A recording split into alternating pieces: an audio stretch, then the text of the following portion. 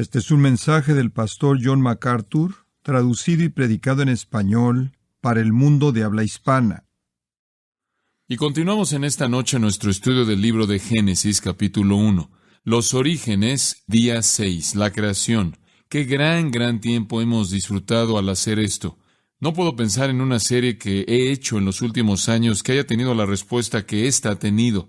Y tan pronto como la termine, y estamos por terminarla en las siguientes 2 semanas, de hecho vamos a concluir con la parte acerca de la creación, planeamos transmitirla por radio y esparcirla por todo el mundo para que otros tengan la oportunidad de entender este gran testimonio del libro de Génesis. En nuestro estudio de Génesis llegamos ahora al día 6 en la creación de Dios, el pináculo de la obra creadora de Dios, la creación del hombre. Permítame leer, comenzando en el versículo 24 de Génesis 1. Luego dijo Dios: produzca la tierra seres vivientes según su género, bestias y serpientes y animales de la tierra según su especie. Y fue así. E hizo Dios animales de la tierra según su género, y ganado según su género, y todo animal que se arrastra sobre la tierra según su especie. Y vio Dios que era bueno. Entonces dijo Dios: hagamos al hombre a nuestra imagen, conforme a nuestra semejanza, y señoré en los peces del mar, en las aves de los cielos, en las bestias, en toda la tierra, y en todo animal que se arrastra sobre la tierra. Y creó Dios al hombre a su imagen. A imagen de Dios lo creó. Varón y hembra los creó. Y los bendijo Dios, y les dijo: fructificad y multiplicaos, llenad la tierra, y sojuzgadla, y señoread en los peces del mar, en las aves de los cielos, y en todas las bestias que se mueven sobre la tierra. Y dijo Dios: he aquí que os he dado toda planta que da semilla, que está sobre toda la tierra, y todo árbol en que hay fruto y que da semilla, os serán para comer. Y a toda bestia de la tierra, y a todas las aves de los cielos, y a todo lo que se arrastra sobre la tierra, en que hay vida, toda planta verde les será para comer. Y fue así. Y vio Dios todo lo que había hecho, y he aquí que era bueno en gran manera. Y fue la tarde y la mañana, el día 6. Ahora, no podía haber un relato tan directo y tan claro de la creación que ese.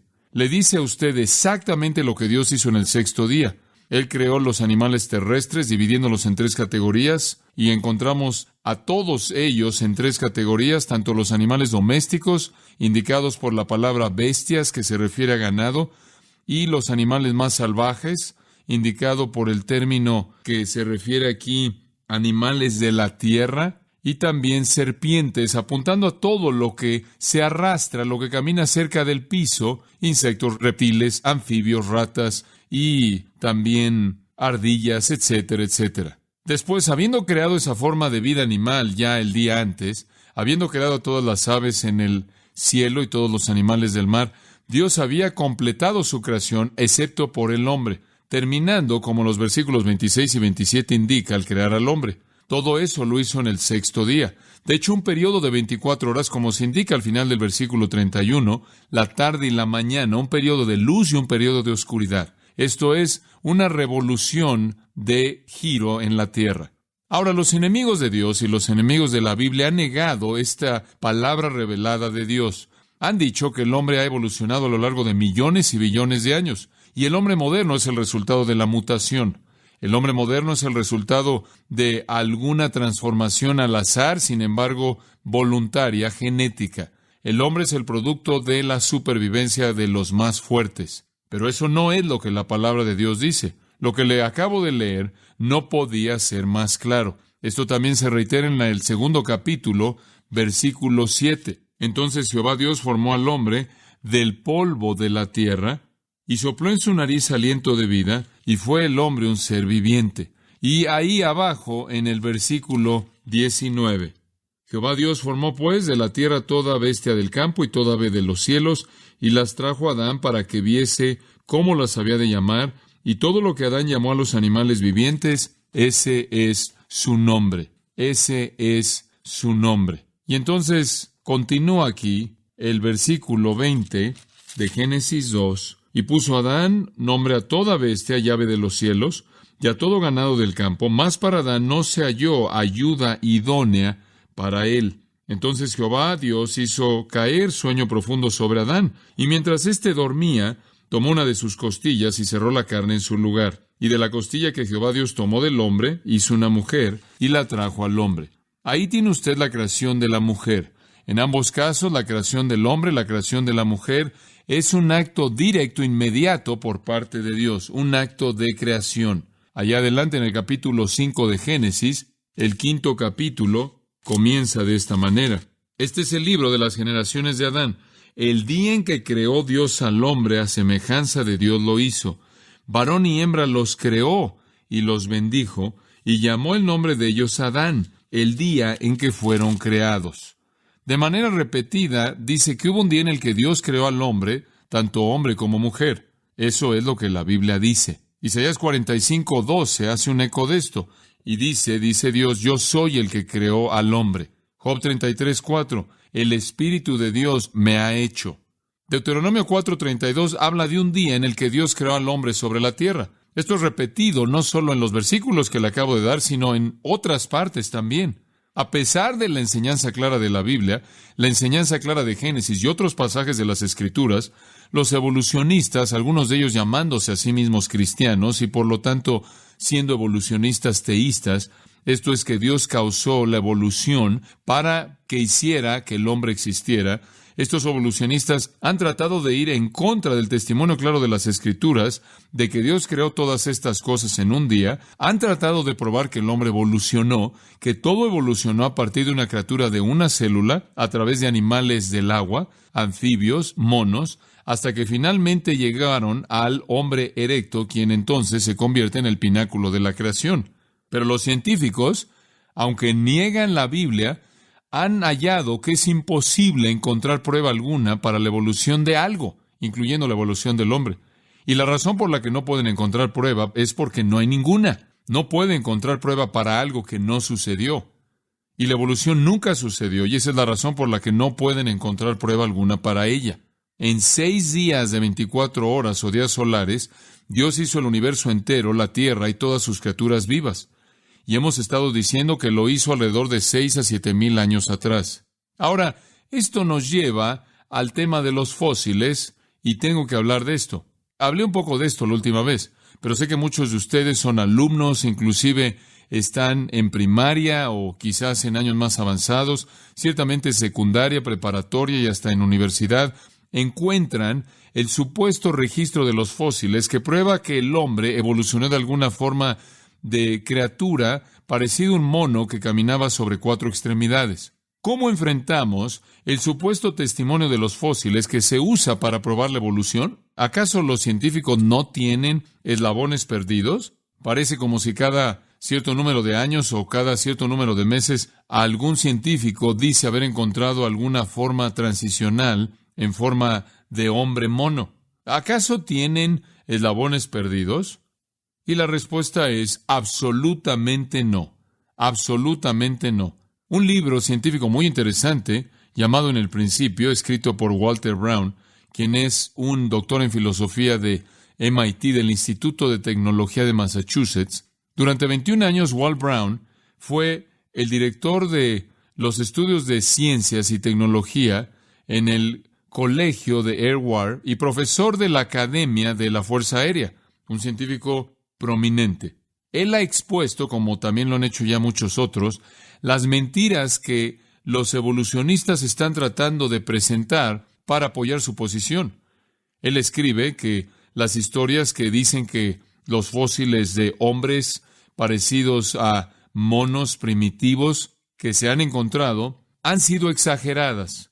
Por ejemplo, ahora se ha reconocido de manera universal que una especie supuestamente de hombre era una farsa total, sin embargo existe y ha existido en libros de texto durante más de 40 años. Y antes de 1978, la evidencia para el Ramapithecus consistía de meramente un puñado de dientes y fragmentos de mandíbula. Y como le dije la semana pasada, el Ramapithecus era una de las categorías más grandes del hombre mono transicional. Ahora sabemos que vino simplemente de unos dientes y fragmentos de mandíbula. Ahora se sabe que el Ramapithecus simplemente era un mono. El derrocamiento del Ramapithecus, supuestamente el primer humano, el derrocamiento ha sido un golpe serio. Ahora creen los científicos, que el Ramapithecus probablemente era el pariente extinto de un orangután y nada más. Y encuentra información bastante interesante acerca de eso en un libro escrito por Roger Lewin llamado Huesos de contención. Le mencioné también eso la semana pasada. Una de las otras supuestas formas transicionales es llamado el hombre de Nebraska. La única evidencia, por cierto, para apoyar la existencia del hombre de Nebraska termina siendo un diente de cerdo. Realmente está bastante lejos de lo que dicen que es. Los cráneos del famoso hombre de Pekín son considerados por muchos expertos como los restos de monos que fueron sistemáticamente decapitados y explotados para ser comidos por los hombres. La clasificación del Homo erectus es considerada por la mayoría de los expertos como una categoría que nunca debería haber sido creada con respecto a ellos. Los primeros huesos de extremidades confirmados del Homo habilis recientemente se han descubierto. Muestran que este animal evidentemente tenía proporciones semejantes a las de un mono y nunca debería haber sido clasificado como un homo o semejante a un hombre. Y después el Australopithecus, como lo mencioné la última vez, que fueron hechos famosos por Lewis y Mary Leakey. La mayoría de ellos encontrados en Sudáfrica son bastante distintos de los humanos. Varios estudios detallados realizados por computadora del Australopithecus han mostrado que las proporciones de su cuerpo no eran etapas intermedias entre el hombre y los monos vivientes en absoluto. Conforme se ha estudiado más, sus huesos del oído interior, que eran usados para mantener el equilibrio, muestran una semejanza asombrosa con aquellos que tienen los chimpancés y gorilas, pero una diferencia total de aquellos de los humanos. Uno de los fósiles, un adulto de unos 30 kilos y unos 90 centímetros, llamado Lucy, recordarán el descubrimiento de Lucy, inicialmente fue presentado como evidencia de que el Australopithecus caminaba de forma derecha de una manera humana. No obstante, estudios de la anatomía entera de Lucy, no solo de una coyuntura de la rodilla, ahora muestran que no es verdad. Lucy, temo decirles, colgaba de los árboles. Por unos 100 años, el mundo ha sido guiado para creer que el hombre de Neandertal era semejante a un mono y que estaba inclinado. Y los estudios recientes muestran que esta creencia errónea estaba basada en algunos neandertales que estaban afectados físicamente con enfermedad de huesos, tales como artritis y otras. El hombre de Neandertal, el hombre de Heidelberg y el hombre de Cro-Magnon eran completamente humanos. El retrato de artistas de estos hombres, especialmente de sus porciones de carne, son bastante imaginarias y realmente no son apoyadas por la evidencia. Y así sigue. Además, como hemos estado diciendo a lo largo del estudio, los métodos de fechado de los evolucionistas también están seriamente equivocados. Entonces, el meollo del asunto es que no tiene ninguna forma transicional. No tiene ninguna prueba para la evolución de nada, ciertamente no tienen prueba para la evolución del hombre. Y la razón por la que están teniendo dificultades en probar esto es porque no sucedió y por lo tanto no puede ser probado. Lo que sucedió se registra en la Biblia. Regresemos a Génesis capítulo 1. El primer día, de acuerdo con el versículo 24, y en el sexto día, debo decir, de acuerdo con los versículos 24 y 25, el día 6 incluyó la creación de los animales terrestres. Los animales domésticos, ganados, mencioné esto la semana pasada, habrían sido animales que se podían domesticar y se podían domar. La serpiente se refiere a todos los animales que se arrastran o que están cerca del suelo. Bestias se refiere a animales que no estaban domesticados. Mejor dicho, animales de la tierra, de acuerdo con el texto. Son animales de 4 extremidades, 4 patas, no domesticados. Y habiendo hecho eso, llegamos a los versículos 26 y 27. Y aquí encontramos la creación del hombre.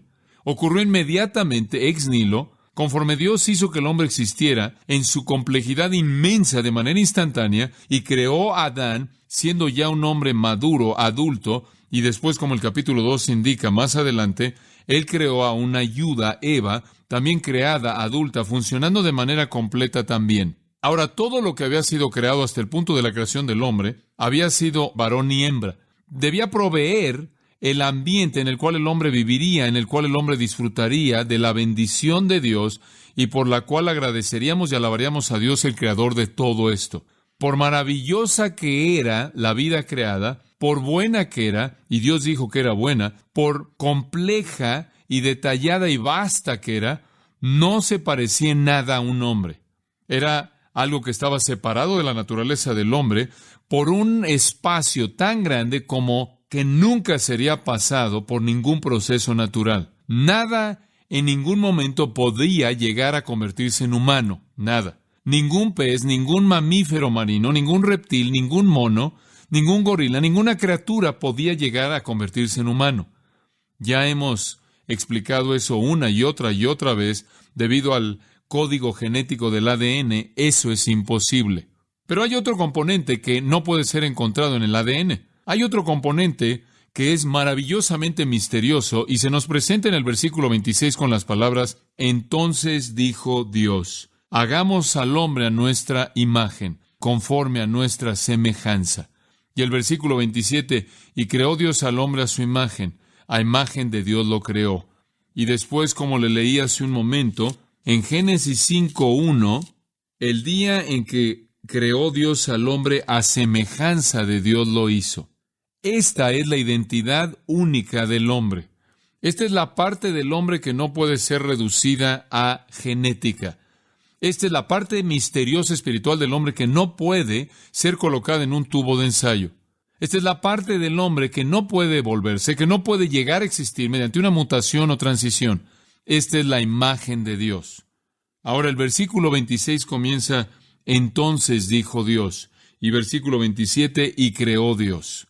Es la misma fórmula. Dios dice y Dios crea. Y realmente son sinónimos. Dios dice que suceda y lo hace. Nada más que en esta ocasión, aquí hay simplemente una diferencia muy importante. Por primera vez hay un cambio de palabras clave. Nunca antes el texto había dicho: hagamos al hombre a nuestra imagen, conforme a nuestra semejanza. Nunca antes Dios había hablado en forma plural. Las otras veces, haya, sea. Eso es impersonal. Nada de lo que Dios ha creado hasta este punto tiene alguna conexión personal con Él. Usted necesita subrayar esto porque es un punto muy importante que debe entender. El lenguaje es impersonal. Haya, sea, que sucede, y Dios habla y existe, crea, pero nunca se identifica de manera personal con algo de lo que Él ha hecho. Ni con la luz, ni con el agua, ni con los elementos, ni con el sol, la luna, las estrellas, los cuerpos estelares, ni con la tierra, ni con la separación de la tierra del mar. No tiene una relación personal con esas cosas, ni con las aves, ni con la vida que hay en el mar, ni con los animales terrestres. No hay una relación personal ahí que exista, no hay un involucramiento personal que exista, ni en el tiempo ni en la eternidad. No hay ave que esté relacionado con Dios de alguna manera personal. No hay, y me apena decir esto, ningún perro o gato que esté relacionado con Dios de una manera personal. No hay una criatura relacionada con Dios de una manera personal hasta que llegamos a este punto. Y en este punto se vuelve personal y Él comienza a hablar en términos de relación. Hagamos al hombre a nuestra imagen. Y por primera vez Dios en la Biblia se presenta a sí mismo, escuche con atención, en una relación. Hasta este punto es solo Dios, pero ahora Dios se define a sí mismo con pronombres plurales. Hagamos, no hago, hagamos. Y se nos presenta el hecho de que Dios, dentro de su naturaleza misma, tiene relaciones. Eso solo puede ocurrir cuando hay más que uno. Se nos presenta ahora por primera vez el hecho de que Dios es una Trinidad. Y claro, ya se ha hecho referencia a eso, porque la palabra para Dios, Elohim, tiene un término plural, pero esto es específico. Ahora de pronto se nos ha presentado a Dios, quien es más que uno, y se nos presenta las relaciones dentro de la Trinidad con esta afirmación. Hagamos al hombre a nuestra imagen. Y ahora de pronto se nos presenta la gran realidad que hay un comité divino ejecutivo, que hay un concilio divino ejecutivo. Ya se nos había dado una pequeña pista de eso ahí atrás en el capítulo 1, versículo 2. Dios crea al principio del versículo 1 y después en el versículo 2 se nos presenta el Espíritu de Dios moviéndose sobre la faz de las aguas. Y cuando vamos al Evangelio de Juan en el Nuevo Testamento, este es el relato de la creación que leemos ahí. En el principio era el Verbo, y el Verbo era con Dios, y el Verbo era Dios. Ese es el segundo miembro de la Trinidad, Jesucristo. Y ahora se nos presenta a Jesucristo, que dice que todas las cosas por Él fueron hechas, y sin Él nada de lo que ha sido hecho fue hecho. En Juan 1 encontramos que el segundo miembro de la Trinidad, el Verbo que se hizo carne, Juan 1:14, tiene que ser el segundo miembro de la Trinidad, Jesucristo, fue de hecho el Creador. Génesis 1 vemos a Dios como el Creador. Génesis 1 vemos al Espíritu de Dios en la creación. Juan 1 vemos al Hijo de Dios, o el Verbo de Dios más bien, el Verbo encarnado en su naturaleza creadora. Y ahora se nos presenta el hecho de que Dios es más que uno, y sabemos a partir de todo el testimonio de las Escrituras que Dios es tres personas en una. Ahora se nos presenta una relación. Esto es muy, muy importante. Él no usa el fiat impersonal, haya o sea. Él no usa la terminología de fiat impersonal. Él usa lenguaje que revela que Él se está comunicando con otros. Él está en comunión con otros en esta creación. Ahora, quiero que siga esto, porque esto es realmente importante. Hay una referencia inequívoca, clara a la Trinidad, aunque la aclaración completa de la doctrina de la Trinidad realmente no se desarrolla sino hasta el Nuevo Testamento. Usted no puede entender que la segunda persona de la Trinidad es encarnada y hasta que la tercera persona de la Trinidad, del Espíritu Santo, llegue en Pentecostés y comienza a hacer su obra poderosa como se revela en ese entonces. Pero las semillas de la doctrina de la Trinidad están plantadas aquí. Sería apropiado decir que exageraríamos en decir si esperaríamos que el lector original de Génesis entendiera la doctrina de la Trinidad a partir de Génesis capítulo 1. Eso sería exagerar. Eso no está ahí. B.B. Warfield, el gran teólogo de Princeton, en una ocasión dijo, y cito, los tiempos, la época, no estaba madura para la revelación de la Trinidad en la unidad de la deidad, sino hasta que la plenitud del tiempo había venido para que Dios enviara a su Hijo para redimir y su Espíritu para santificar. Fin de la cita. Y eso es correcto. No vemos la plenitud, la totalidad de la Trinidad, sino hasta que el Señor Jesucristo viene y hasta que el Espíritu Santo es enviado. Entonces, este versículo no puede de una manera simplista ser usado como prueba para la Trinidad. Pero viéndolo hacia atrás, desde el punto de vista de la encarnación y desde el punto de vista de la venida del Espíritu, podemos ver la riqueza del significado aquí porque tenemos la revelación completa. Ahora, a lo largo del Antiguo Testamento, y necesita ser mencionado, a lo largo del Antiguo Testamento hay pasajes de las Escrituras que indican comunicación entre los miembros de la Trinidad. Por ejemplo, en el capítulo 2 de Salmos, o el Salmo 2, versículo 7, el salmista escribe, yo publicaré el decreto. Jehová me ha dicho, mi hijo eres tú. Yo te engendré hoy. Y ahí está el primer miembro de la Trinidad, el Padre, comunicándose con el segundo miembro de la Trinidad, el Hijo. Y claro que eso son profecías de lo que fue cumplido en la encarnación de Cristo y se hacen referencia a las mismas en Hebreos capítulo 1.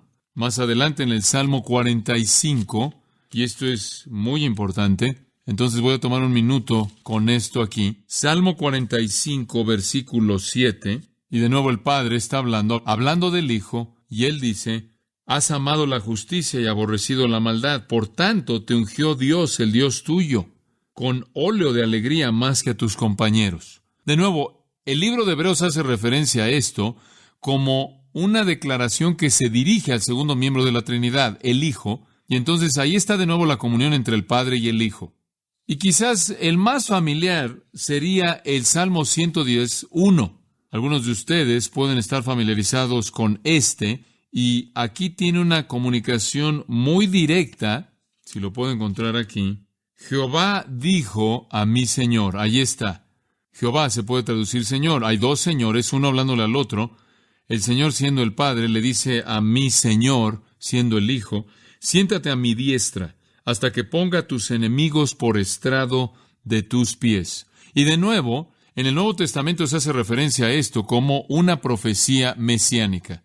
Y podría ver Isaías 48:16, encuentra lo mismo, en donde hay comunicación entre los miembros de la Trinidad. Pero lo vuelvo a decir, hasta que llega usted a la encarnación, no ve la identidad completa del segundo miembro. Y hasta que llega al libro de Hechos con la venida del Espíritu Santo, no ve la presentación completa del tercer miembro. Esto es del Espíritu Santo. Pero ahí, en Génesis, tiene indicación de que Dios por naturaleza está en una relación consigo mismo. Él es personas múltiples en una relación perfecta.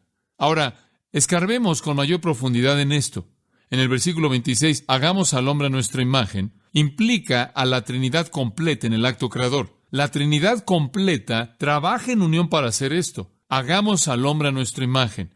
Y después en el versículo 27, y creó Dios al hombre. Usted puede hablar de Dios como uno, como en el versículo 27, o puede referirse a Dios como más de uno en el versículo 26, y él dice, hagamos al hombre a nuestra imagen. Dios es un Dios, sin embargo, es tres personas, como lo sabemos. Y lo que usted tiene aquí entonces es el concilio de la Trinidad involucrado en el propósito de crear al hombre, y ahora el tiempo es el correcto. Ahora, tengo que detenerme en este punto, y no sería fiel con la intención de las Escrituras si no hiciera esto. A lo largo de los años he tratado de mostrarles que Dios tuvo un propósito divino antes de que el mundo comenzara, y que ese propósito divino era tomar a una novia, por así decirlo, para su Hijo, que Dios el Padre deseó darle a su Hijo, en una expresión de amor, una novia que sería una humanidad redimida para ser dada a su Hijo, para amarlo, adorarlo y alabarlo y glorificar a su Hijo para siempre, por los siglos de los siglos, y también servirlo. Ese propósito eterno de Dios se desarrolló dentro del concilio ejecutivo, que es Dios dentro de la Trinidad. Permítame darle un par de recordatorios aquí, porque esto es tan importante. Hablando de Cristo, en 1 de Pedro 1:20, él dice que fue conocido desde antes, esto es, ya destinado, predeterminado significa, desde antes de la fundación del mundo, pero manifestado en los postreros tiempos por amor de vosotros. Entonces Jesús, quien apareció en estos postreros días por su causa, para morir en la cruz, resucitar, para ser su Salvador, Jesús que ha aparecido en estos postreros días, fue planeado desde antes de la fundación del mundo. Entonces, antes de Génesis 1, antes del día 1 de la creación, antes de que esta semana creadora se desarrollara, la redención ya estaba planeada. Muy bien. En otras palabras, Dios planeó la redención antes de que creara la raza de gente de la cual Él tomaría a los redimidos. Su propósito redentor vino primero. Ahora, demos un paso más adelante, profundicemos. Tito capítulo 1 por un momento. Habla del Evangelio en Tito 1 y 2. Pablo, siervo de Dios y apóstol de Jesucristo, conforme a la fe de los escogidos de Dios y el conocimiento de la verdad, que es según la piedad. Pablo se está identificando a sí mismo aquí. Y él dice que es para la fe de los escogidos de Dios. Eso es salvación por la fe para los elegidos, el conocimiento de la verdad, que es según la piedad. La esperanza de la vida eterna, dicen la esperanza de la vida eterna. Entonces, él está hablando del Evangelio. El Evangelio de toda la fe salvadora que involucra la elección, que involucra el conocimiento de la verdad, involucra piedad, involucra la promesa de la vida eterna. Pero observe esto, el propósito entero salvador de Dios, su propósito entero salvador fue algo que Dios, que no miente, prometió desde antes del principio de los siglos. ¿Cuándo? Desde antes del principio de los siglos. El griego dice antes de que el tiempo comenzara. Ahora, ¿cuándo comenzó el tiempo? ¿Cuándo comenzó el tiempo? En el día 1. Entonces, antes del día 1, Dios ya había planeado el Evangelio. Y hay un elemento del Evangelio que era una promesa. Él la prometió desde antes del principio de los siglos. Dios prometió que Él escogería a algunos, que Él les concedería fe, que Él les daría el conocimiento salvador de la verdad, que Él produciría en ellos piedad, que Él les concedería vida eterna. Dios prometió eso antes del día 1.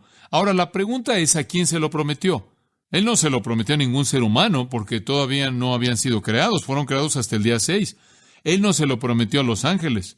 Como se lo dije antes, los ángeles fueron creados al mismo tiempo que todo lo demás fue creado. No sabemos exactamente o precisamente cuándo, pero Él ciertamente no le prometió salvación a los ángeles porque los ángeles no experimentaron salvación, ¿o sí? Entonces, Él no les prometió eso. Los ángeles que pecaron y cayeron del cielo, cayeron para siempre y no hay salvación para los ángeles. Entonces, ¿a quién Dios le hizo una promesa de salvación antes de que el tiempo comenzara? Bueno, vamos a 2 de Timoteo capítulo 1, versículo 9, y vamos a escarbar con mayor profundidad en esto. dice que Dios, al final del versículo 8, quien nos salvó, versículo 9, nos salvó y llamó con llamamiento santo, etcétera, hizo esto, no conforme a nuestras obras, sino según el propósito suyo y la gracia que nos fue dada en Cristo Jesús. Y note aquí la misma frase de Tito 1:2, exactamente la misma frase, antes de los tiempos de los siglos. Esta es la misma frase de Tito 1:2, antes de que el tiempo comenzara. Y aquí la volvemos a tener. Dios hizo una promesa de acuerdo con Tito 1:2, antes de que el tiempo comenzara. Y aquí Él dice que Él tuvo un propósito que involucraba a Cristo Jesús antes de que el tiempo comenzara. Entonces, antes de que el tiempo comenzara, Dios hizo una promesa. Él hizo una promesa de que Él iba a redimir algunas criaturas que Él haría, y Él iba a redimirlas mediante Cristo Jesús. Él debió haber estado discutiendo entonces con el segundo miembro de la Trinidad la necesidad de una encarnación, la necesidad de una entrada en el mundo, la necesidad de sacrificio por el pecado y todo eso. Y esto fue planeado antes de que el tiempo comenzara. Versículo 10 dice, pero que ahora ha sido manifestada por la aparición de nuestro Salvador Jesucristo, o Cristo Jesús. Ahora, lo estoy llevando antes de Génesis 1. Estoy llevándolo en el tiempo, antes de que el tiempo comenzara, antes de que la tierra tuviera algún cimiento, antes de que hubiera alguna creación en los concilios de Dios. El plan estaba ahí, y el plan era que iba a haber una humanidad redimida, que será creada y redimida, que sería llevada a la gloria mediante la encarnación y el sacrificio del segundo miembro de la Trinidad. Además, sabemos, a partir del Nuevo Testamento, que serán redimidos mediante la obra del tercer miembro de la Trinidad, el Espíritu Santo, quien convencería sus corazones de pecado, de justicia y de juicio, quien iluminaría sus mentes para entender la verdad, quien los regeneraría y les concedería el nuevo nacimiento. Y claro, en ese punto en particular serían transferidos de la muerte a la vida. Se volverían posesión de Dios. Aquellos que experimentarían todo eso son aquellos que Dios escogió antes de la fundación de la tierra, antes de que el tiempo comenzara. Efesios capítulo 1, versículo 3, habla de los propósitos de Dios. Bendito sea el Dios y Padre de nuestro Señor Jesucristo, que nos bendijo con toda bendición espiritual en los lugares celestiales en Cristo. ¿Por qué? Según nos escogió en Él, ¿cuándo? Antes de la fundación del mundo. Entonces, el decreto divino entero, desarrollado antes de que el tiempo comenzara, antes de que cualquier cosa fuera creada, y esto estuvo en el concilio de la Trinidad. Dice el versículo 4, en amor habiéndonos predestinado. Él simplemente lo hizo debido a su propia voluntad. ¿Qué tan lejos llegó esto? Bueno, el Padre dijo, voy a crear y redimir a algunas personas, voy a dárselas al Hijo como un regalo de amor. De hecho, si usted ve Juan 6, y no voy a tomar el tiempo, y ve Juan 17, de manera repetida Jesús se refiere a todo creyente como aquellos a quien el Padre me ha dado. ¿Se acuerda de eso? Jesús en Juan 6 dice, ninguno puede venir a mí si el Padre que me envió no le trajere. Jesús dice, todo lo que el Padre me da vendrá a mí y yo no perderé ninguno de ellos. En Juan 17 Jesús oro Padre, porque todos los que me has dado sean llevados a la gloria para ver nuestra gloria. Jesús se refiere a los creyentes entonces como aquellos a quienes el Padre le ha dado. Y eso comienza a moldear este plan. El Padre entonces desea mostrar su amor al Hijo, y este es amor supremo. Este es el amor que solo Dios conoce, el amor que es tan grande que anhela dar, y Dios determina que la manera en la que Él va a expresar ese amor es crear y redimir humanos y después llevarlos a la gloria. Y cuando son llevados a la gloria, son hechos como Cristo. Filipenses nos dice en el capítulo 3 que seremos conformados a su gloria, al cuerpo mismo de su gloria. Primera de Juan 3 dice que seremos como Él porque le veremos tal como Él es. Y entonces el Padre nos va a hacer literalmente reflejos, réplicas de Jesucristo que radiarán su gloria y le alabarán y le honrarán y le glorificarán para siempre y por los siglos de los siglos y también le servirán. Este es el regalo de amor del Padre al Hijo. La historia maravillosa, he dicho esto en el pasado, es que en 1 Corintios 15 dice que cuando el Hijo reciba a esa humanidad redimida del Padre, cuando el Padre le dé al Hijo a esa humanidad redimida, cuando todos sean llevados a la gloria, cuando todos estemos ahí y ya no existe el tiempo, cuando todos estemos en la presencia de Dios y cuando todos seamos dados por el Padre al Hijo, cuando el Padre le dé a la humanidad redimida completa al Hijo, 1 Corintios 15 indica que el Hijo se voltea y se los devuelve al Padre y Dios es todo en todos. Y lo que ha sido logrado, por eso, es una humanidad redimida entera junto con los ángeles santos, poblando el nuevo cielo y la nueva tierra para siempre, para ningún otro propósito más que servir y alabar y glorificar a Dios el Padre, Dios el Hijo y Dios el Espíritu Santo, quien es digno de gloria.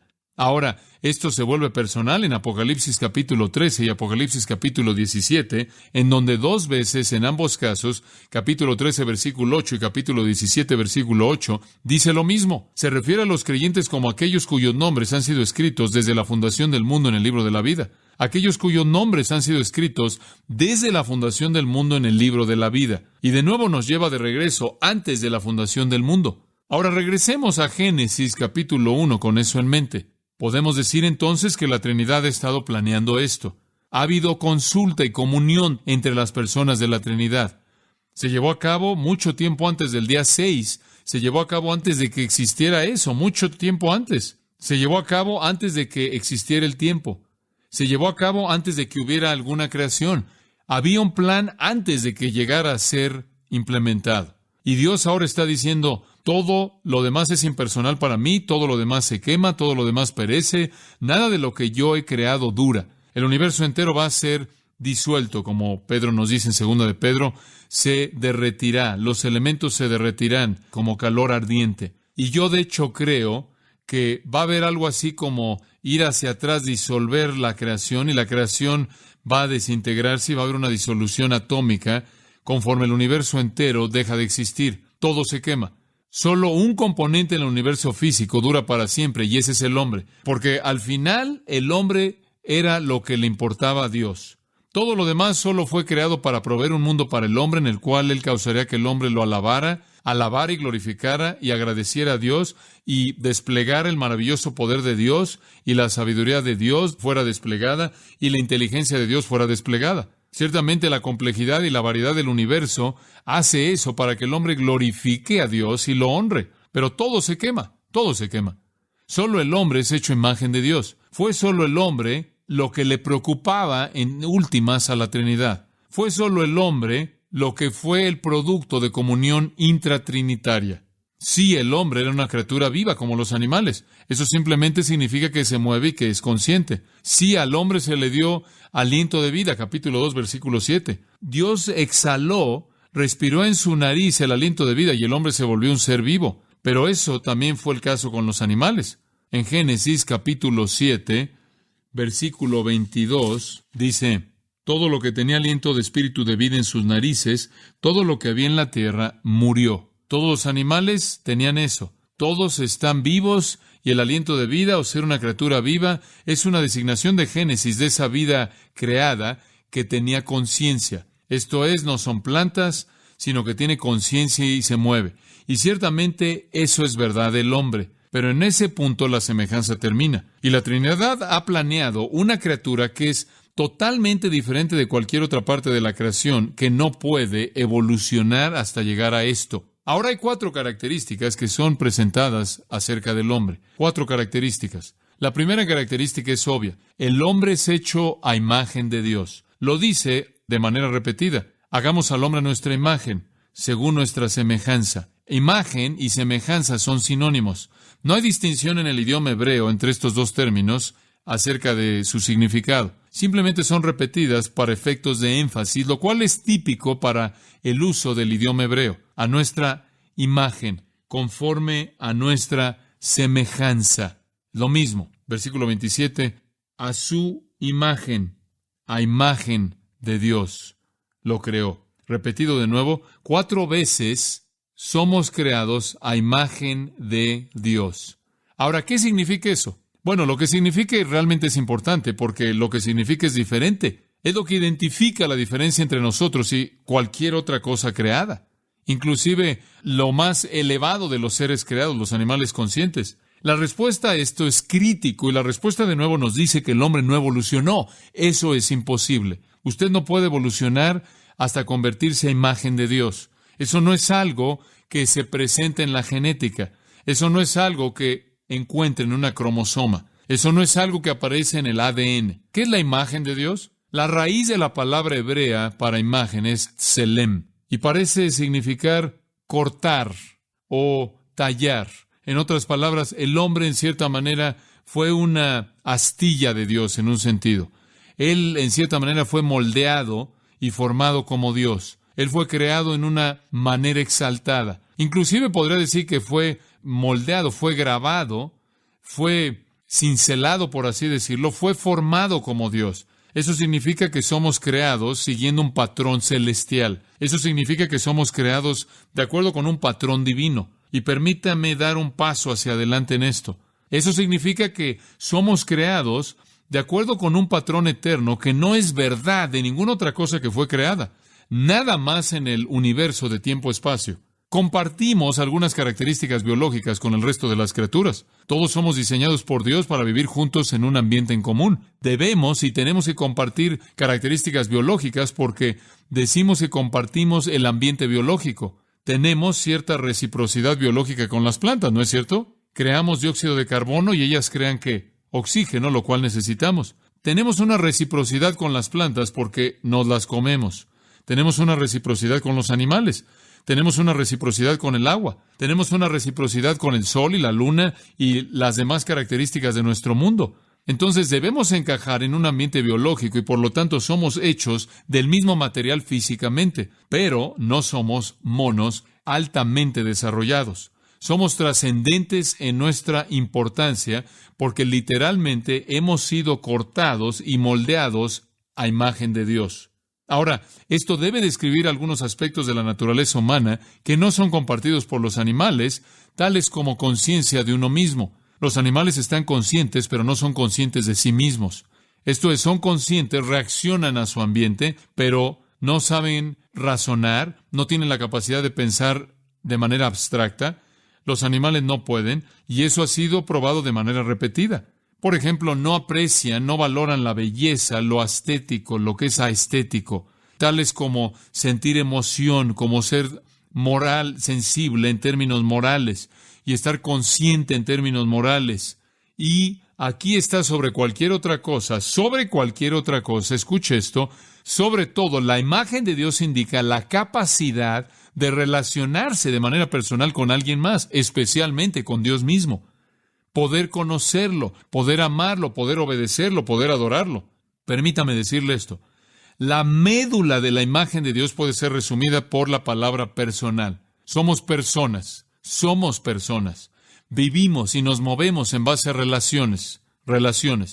Entendemos la comunión, entendemos el amor, entendemos la comunión, entendemos la convivencia, entendemos la conversación, entendemos lo que es compartir pensamientos y compartir actitudes y compartir ideas y compartir experiencias con otros. Y esa es la razón por la que cuando Dios creó al hombre, Él inmediatamente dijo que no era bueno para el hombre estar solo. ¿Por qué? Porque la imagen de Dios es personalidad y la personalidad solo puede funcionar en una relación. Esto es la naturaleza de ser personal. La imagen de Dios es la capacidad de tener relaciones personales y, sobre cualquier otra cosa, de tener una relación personal con Dios. Y entonces es importante entender que cuando Dios dijo hagamos al hombre a nuestra imagen, Él nos presenta en ese punto el concepto de que Él es un Dios de relación y después nos creó en esa imagen o a esa imagen de tal manera que somos criaturas de relación. Ese es el punto. La imagen de Dios es la capacidad de tener una relación personal.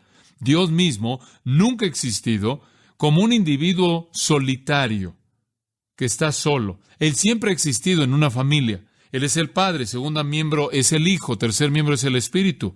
Como el gran San Atanasio solía decir en el siglo IV, el Padre nunca ha estado sin el Hijo.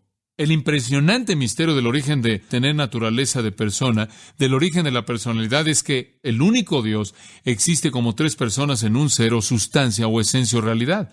Y esa sustancia, esa esencia, el ser de Dios involucra ser una persona. Y cuando Dios nos hizo a su imagen, Él nos hizo como personas, y esto es, nos hizo para tener relaciones. Ahora, ser personas tener conciencia de nosotros mismos, por lo tanto, también ser capaces de tener relaciones. Si yo soy un animal y ni siquiera estoy consciente de que existo, ¿cómo puedo estar consciente de que alguien más existe? Pero si soy una persona y lo sé y existo y sé que usted existe y que Dios existe, Dios es una pluralidad. Dios existe en una relación trinitaria y yo he sido hecho para tener relaciones con otros. Ese es el aspecto ontológico, el aspecto de la naturaleza que es la imagen de Dios, personalidad y relación. También hay algunas cosas éticas, ya he hecho referencia a esto. Como persona que tiene conciencia de sí mismo, hay características éticas. Sé lo que está bien y lo que está mal. Entiendo la virtud, entiendo la moralidad, entiendo la justicia, entiendo el pecado, entiendo la santidad, entiendo la desobediencia y la rebelión. Tengo la capacidad de hacer lo que está bien. Tengo la capacidad de hacer lo que está mal. Tengo la capacidad para tener una comunión santa y amorosa con mi Padre Celestial. Tengo la capacidad de conocer a Dios, de conocer a Cristo, de conocer al Espíritu Santo. También tengo la capacidad como persona en la imagen de Dios de saber lo que está bien, de saber lo que está mal, de saber lo que es bueno y saber lo que es malo. Es verdad que como un ser humano, yo reflejo a las criaturas en mi forma física corporeal. Estoy constituido de carne. Estoy constituido de los mismos componentes. Estoy constituido del mismo material atómico, de los mismos materiales en bruto. Pero lo que me hace distinto es mi parte invisible. Es la parte que no puedo encontrar en mi ADN. Es la parte que no está en las cromosomas. Es esa parte invisible. Es esa verdadera persona que me hace como Dios, que es capaz de tener relación con usted y con Dios. Y la pregunta se ha hecho a lo largo de los siglos. ¿Acaso el cuerpo del hombre lleva la imagen de Dios? No en el sentido más puro y verdadero. No quiero meterme aquí en detalles filosóficos, pero somos polvo a polvo. Eso no es ser como Dios. La personalidad es eterna y eso es como Dios. Y somos capaces y disfrutaremos de relaciones personales para siempre entre nosotros en el reino de Dios y con Dios mismo. Pero mientras que el cuerpo no es tanto la expresión de la imagen de Dios, el cuerpo sirve como un vehículo a través del cual la imagen de Dios es manifiesta. Dicho de esta manera, si yo no tuviera un cuerpo, yo tendría dificultad en relacionarme con usted. Entonces, mientras que el cuerpo no es la imagen de Dios, debido a que Dios es espíritu y no tiene cuerpo, mi cuerpo me da el vehículo en un mundo corporal, en un mundo físico, para que la imagen de Dios se manifieste a sí misma.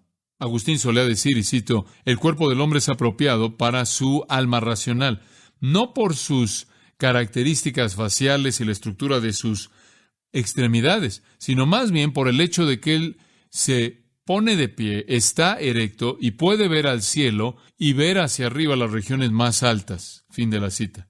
Y Juan Calvino en cierta manera pensó lo mismo, que Dios nos hizo que nos pudiéramos poner de pie para que pudiéramos vernos el uno al otro, para que pudiéramos ver hacia arriba y verlo, en cierta manera emblemático y simbólico de nuestra capacidad de tener relaciones. El cuerpo no es la imagen de Dios, pero el cuerpo es un vehículo. Henry Morris escribió esto acerca de eso, y cito, solo podemos decir que aunque Dios mismo no tiene cuerpo físico, Él diseñó y formó el cuerpo del hombre para capacitarlo para funcionar físicamente en maneras en las que Él mismo pudiera funcionar sin cuerpo. Dios puede ver, oír, oler, de acuerdo con Génesis 8:21. Él puede tocar y hablar, tenga o no ojos físicos, tenga o no oídos, nariz, manos o boca física. Además, cuando Él ha diseñado, ha determinado aparecer de manera visible a los hombres, lo ha hecho en forma de un cuerpo humano, como en Génesis capítulo 18, y lo mismo sería el caso de los ángeles. Son espíritus y hay ocasiones en las que se presentan, se manifiestan en cuerpo. Hay algo, dice Morris, acerca del cuerpo humano, por lo tanto, que es apropiado de manera única para que Dios se manifieste a sí mismo en ocasiones. Él debe haber diseñado el cuerpo del hombre con esto en mente.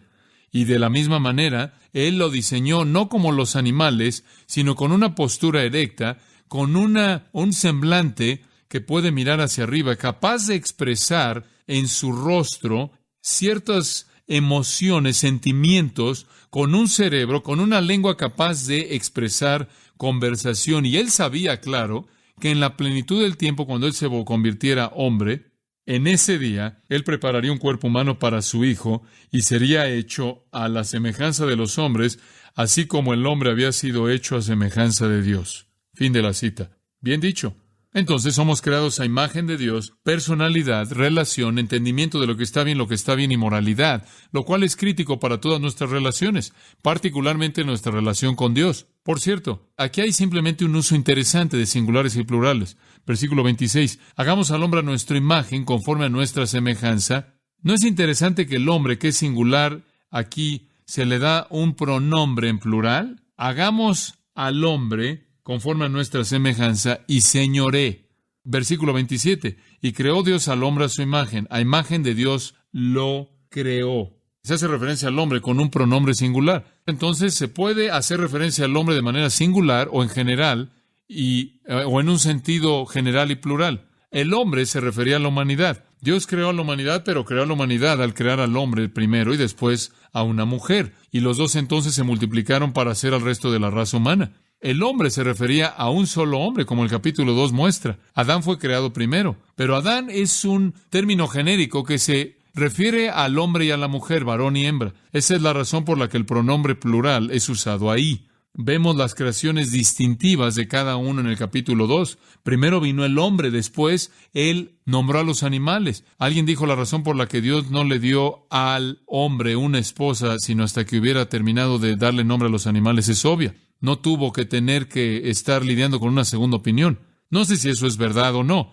Podría haber reducido la velocidad del proceso. Lo voy a decir de esta manera. Nada que ver con ser femenino, simplemente otra opinión. Ahora regresemos al texto y vamos a concluir con esto. Hay mucho que cubrir aquí. Cuando Dios creó al hombre, la razón por la que entonces dice al hombre al final del versículo 27, cuando habla varón y hembra los creó, Él los creó. Varón y hembra, Él los creó.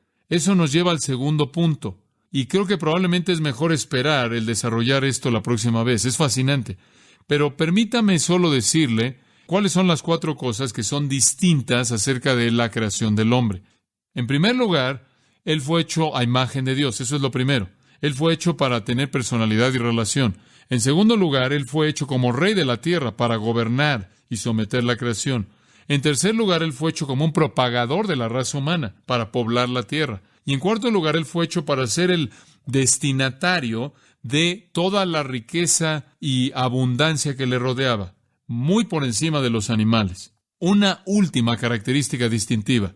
Si va a hablar de personalidad, si va a hablar de relación, escucha con atención, tiene que hablar de lenguaje. ¿No es cierto? ¿Cuánta relación puede tener usted si lo único que puede hacer es gemir? Dice, bueno, estoy trabajando con mi marido, eso es todo. Bueno, es correcto. La relación tiene que ver con comunicación, ¿no es cierto? Los animales no se pueden relacionar. Ellos no tienen conciencia de sí mismos, no tienen personalidad, no tienen relaciones. Hacen lo que necesitan hacer de manera instintiva para alcanzar un fin en la vida, y eso es alimento y preservación. Pero cuando usted llega a la humanidad, llega a la capacidad de hablar, de tener un lenguaje, y esto es sorprendente. Y le dije hace algunas semanas atrás que hay un artículo entero en la revista Newsweek. Los científicos están tratando de manera desesperada por descubrir, sin tener éxito, cómo es que el hombre evolucionó y llegó a tener la capacidad de hablar idiomas, de hablar de manera abstracta, de razonar de manera abstracta. Los estudios lingüísticos demuestran, como los de Oller y Omdahl, 2 lingüistas, han dicho, y cito, aparentemente los seres humanos, y solo los seres humanos, están diseñados de manera específica para adquirir simplemente un rango de sistemas de idiomas, que vemos manifiestos en los más de 5,000 idiomas del mundo. Fin de la cita. Lo que es interesante es que hay alrededor de 5,000 idiomas en el mundo, y solo los seres humanos pueden adquirir esos idiomas.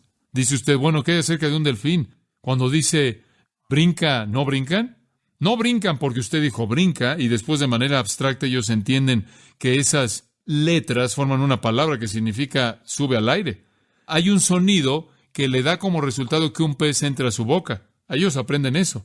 Y Oller y Omdahl han dicho, y cito, la velocidad de la adquisición de vocabulario es tan elevada en ciertas épocas de la vida y la precisión y delicadeza de los conceptos adquiridos es tan asombroso que parece necesario concluir que de alguna manera el sistema conceptual con el cual los artículos léxicos están conectados ya está sustancialmente en su lugar. Fin de la cita.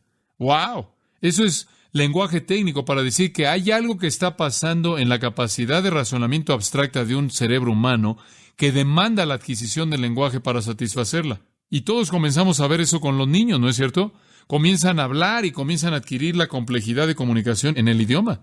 Noam Chomsky, quien es un gran lingüista judío, ha mostrado que la capacidad de aprender el idioma es dada al ser humano. Él demuestra que inclusive los monos de desarrollo más elevado son incapaces de lidiar con el sistema numérico o con cualquier propiedad abstracta del espacio o en general con cualquier sistema abstracto de expresiones. Chomsky habla en otras partes de que se dan a los humanos estructuras de mente y estructuras profundas que dan lugar a la gramática universal, escuche esto, que la cual es invariable entre los humanos. Y eso es verdad. Usted puede tomar cualquier idioma que existe y traducirlo en otro idioma que existe, porque los componentes estructurales del idioma son idénticos. Literalmente son parte de la tela de la imagen de Dios, de tal manera que aquellos de nosotros, los seres humanos, que somos seres relacionales, con personalidad, se pueden relacionar, pueden conectarse. Todo el diseño está ahí. Por cierto, su investigación, Noam Chomsky, acerca de la identidad única de las especies humanas con respecto al idioma, es tan convincente que no es bienvenido en círculos evolucionistas. Lo han etiquetado como un creacionista, lo cual él niega. A diferencia de los monos y otras criaturas vivas, la capacidad humana del idioma es una puerta a la esfera eterna. Es una puerta a la presencia de Dios. Y demanda el reconocimiento de que hemos sido creados de acuerdo con un patrón celestial para la comunicación, el uno con el otro, y comunicación con nuestro Creador que nos hizo a su imagen. Older y Omdahl escriben, y cito, nuestra capacidad para el lenguaje no pudo haberse originado dentro de los confines estrictos de cualquier duración finita de la experiencia. Si toda la época del mundo de espacio-tiempo pudiera ser multiplicado hasta el infinito, el mundo material aún no podría explicar las concepciones abstractas que cualquier ser humano puede concebir de manera fácil o mediante el don del idioma. Fin de la cita. Asombroso. Solo un Dios que habla pudo haber hecho a personas que hablan, ¿verdad? Dios se comunica y nosotros también, y somos entonces hechos a su imagen. La semana próxima vamos a entrar a esos puntos que nos quedan. El hombre siendo el rey de la tierra, propagador de la vida y destinatario de ricas bendiciones. Señor, ha sido un día maravilloso y una tarde maravillosa considerando todas estas cosas. Te damos gracias por el poder de la palabra para aclarar y quitar las telarañas y la confusión de las mentes que con frecuencia son plantadas ahí por gente incrédula.